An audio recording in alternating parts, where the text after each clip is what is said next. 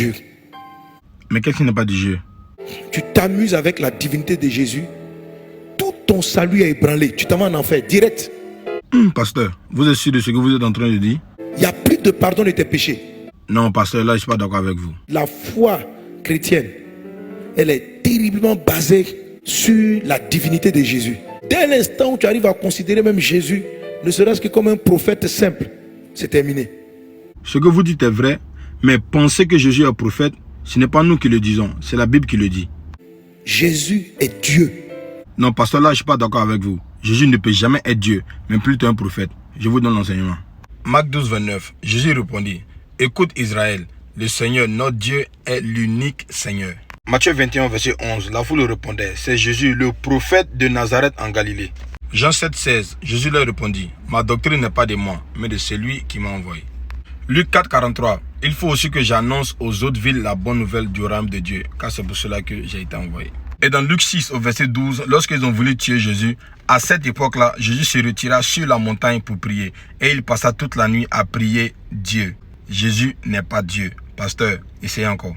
Maintenant, Dieu veut sauver l'homme. Ok. C'est-à-dire que pour sauver l'homme, il faut que le péché de l'homme soit transposé sur quelque chose ou quelqu'un. Non, pasteur, là, je ne suis pas d'accord avec vous. Tous les vols, tous les mensonges, toutes les tricheries, toutes les impudicités, tous les péchés, toutes les petites critiques, toutes ces choses-là, il faut que quelqu'un paye. Non, parce que là, je ne suis pas d'accord avec vous. Puisqu'il est dit dans Deutéronome 24, au verset 16, on ne fera pas mourir les pères pour les enfants et l'on ne fera pas mourir les enfants pour les pères. On fera mourir chacun pour son propre péché. Ce qui se passe, c'est que c'est le mensonge qui doit aller en enfer. Mais on peut, toi, t'éviter l'enfer. Pasteur, je viens de vous le dire, personne ne prend le péché d'autrui, c'est impossible. Donc Dieu va chercher à remplacer quelqu'un ou quelque chose. Remplacer quelqu'un ou quelque chose, en faisant quoi? Capable d'absorber le péché. Quelqu'un pour absorber le péché. D'être trouvé coupable pour pouvoir aller en enfer et payer. Pasteur, Ézéchiel 18, 20.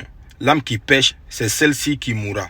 Le fils ne portera pas l'iniquité du père et le père ne portera pas l'iniquité du fils. La justice du juste sera sur lui et la méchanceté du méchant sera sur lui.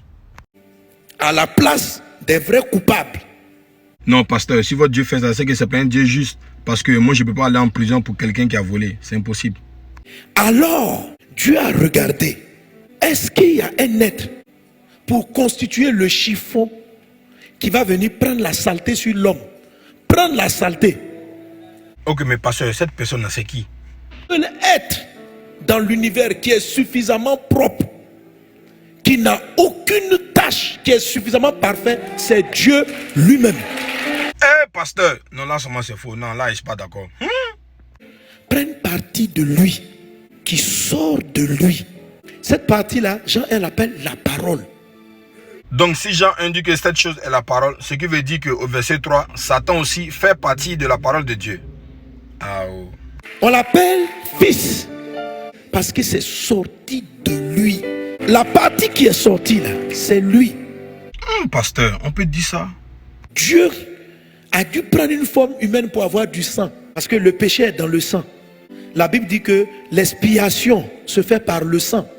Pasteur, si ce que vous dites est vrai, c'est que les féticheurs et les sorciers sont dans la vérité, parce qu'eux, ils travaillent avec le sang. Donc il vient lui-même, il rentre dans un corps, mais il rentre dans le corps, il vient, il devient homme. Pasteur, ce que vous dites, c'est dangereux. Pour que Dieu nous pardonne, il n'a pas besoin de rentrer dans ce monde pour nous pardonner. Il est dit dans 1 Roi 8 au verset 27. Quoi? Dieu habiterait-il véritablement la terre? Voici les cieux, et les cieux des cieux ne peuvent te contenir. Combien moins cette maison que je t'ai bâtie? Impossible. Dieu n'a pas besoin de rentrer dans ce monde pour nous pardonner. Tu ne peux pas enlever le péché des hommes si tu ne viens pas rentrer en contact avec eux. Dieu a pris une forme humaine. Pour rentrer en contact, marcher au milieu de nous. Pasteur, Dieu n'est ni homme ni le fils d'un homme. Si vous nous dites que Dieu a pris une forme humaine pour venir sur la terre, alors que Exode 33, 20 nous dit, tu ne pourras pas voir ma face, car l'homme ne peut voir ma face et vivre. Il est passé par Marie pour nous donner un corps. Marie est la maman du corps. Donc Jésus qui est Dieu, Marie est sa mère. Ce qui veut dire que Marie est la mère de Dieu. C'est pourquoi c'est une hérésie de dire mère de Dieu. C'est un mot que ça ne se dit pas. Ah, les catholiques, vous avez entendu ça? Ça, c'est pour vous. Et il a vécu parmi nous. Mais Dieu était venu prendre le péché de ses enfants. Il s'est humilié, devenant semblable aux hommes. Pasteur, il va falloir que vous compreniez que Dieu n'a pas besoin de se faire un corps pour nous pardonner nos péchés. Dieu, il est partout et en même temps. Il n'a pas besoin d'être un être humain pour nous pardonner nos péchés. C'est impossible. Le moment où il est accusé, jeté et qu'il part à la croix, c'est en ce moment-là. Par quel phénomène? Le transfert, la saleté de l'humanité. Parce qu'il fallait qu'il prenne ça, qu'il rentre en enfer. Cet enseignement est faux. Pour vous dire que Jésus n'est pas venu mourir pour quoi que ce soit. Mais on va lire ici dans Hébreux 5 au verset 7. C'est lui qui, dans les jours de sa chair, ayant présenté avec des grands cris et des larmes, des prières et des supplications à celui qui pouvait le sauver de la mort et ayant été exaucé à cause de sa piété. Jésus n'a jamais été crucifié, Jésus n'est jamais mort. Donc cet enseignement est faux. Parce que Dieu ne peut pas rester en enfer. Pasteur, Dieu même qui a créé l'enfer là, il va aller rentrer dans lui-même son propre enfer pour expier nos péchés. Ce que vous dites là, est-ce que vraiment c'est logique? La souffrance de Jésus, c'était mon péché, il est en train de payer. Pas seulement moi, mon grand-père, mes grands-parents, mes frères, mes soeurs, mes amis, les voleurs, les pédophiles, les ingrats, les méchants, les haineux, les tueurs, les criminels. Dieu est parti avec ça. Bon, pasteur, là je vous pose une question. Si on vous demande d'aller dans l'enfer pour le péché que nous on a commis, est-ce que vous allez accepter? Pour tous ceux qui croiront en lui, c'est-à-dire, mais quand tu crois en lui, c'est-à-dire, la main t'est tendue, c'est à toi de la saisir ou de ne pas la saisir.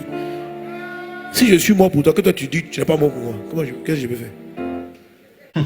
Ici aussi, je vous pose une question. Si vous me montrez un seul verset dans la Bible où Jésus dit que je suis venu mourir pour vos péchés, moi je me convertis. Vous connaissez combien de prophètes qui ont dit qu'ils sont morts pour les péchés? Il n'y en a aucun. Aucun. Mais Jésus est pleinement Dieu, pleinement homme. Cher pasteur, Jésus n'a jamais dit qu'il est venu mourir pour qui que ce soit. Comme je vous l'ai dit, montrez-nous un seul verset où Jésus dit je suis venu mourir pour vos péchés. C'est tout ce qu'on vous a demandé. C'est pas parce que ton cerveau ne comprend pas que ça n'existe pas. Celui qui a écrit cette phrase-là, il comprend aussi le langage. Il sait que intellectuellement, ça ne veut rien dire. Mais il a dit. Vous voyez, ce qui est, c'est ce qui est. Ah, chère famille, vous avez entendu? Intellectuellement, ça ne veut rien dire. Mais seulement, il faut croire juste pour croire. Parce qu'on veut seulement vous burner. Pourquoi vous voulez que tout ce que Dieu dise, vous soyez capable de le saisir? Ce qui est écrit là, c'est écrit. On dit la parole était avec. Tu dis non, si c'est avec, ça veut dire qu'ils sont différents. On dit ok, mais la parole est. Tu dis donc, on dit donc tu n'as rien compris. Qu'est-ce que je dois faire? Admets. On dit non, pas admettre. Dieu nous a donné l'intellect pour réfléchir. Non, ton intellect est trop faible pour cerner la grandeur de Dieu. C'est tout. Cher pasteur, on ne peut pas admettre à quelque chose qui n'est pas vrai. Ça, c'est votre enseignement. Et ce n'est pas l'enseignement de Jésus, ni l'enseignement de la Bible. Jésus n'est pas Dieu, ni le Fils de Dieu. Mais je vais vous donner ici quelques versets qui montrent que ce que vous dites n'est pas vrai. Marc 12, 29. Le Seigneur notre Dieu. Habakkuk 1, 12. Dieu ne meurt pas. Matthieu 1, 21. Jésus a été envoyé par Dieu. Matthieu 15, 24. Il a été envoyé par Dieu. Jésus n'est jamais Dieu. Jésus ne peut jamais être Dieu. Famille, faites vos recherches vous-même. Parce que ces pasteurs-là ne font que vous mentir. Salam alaikum.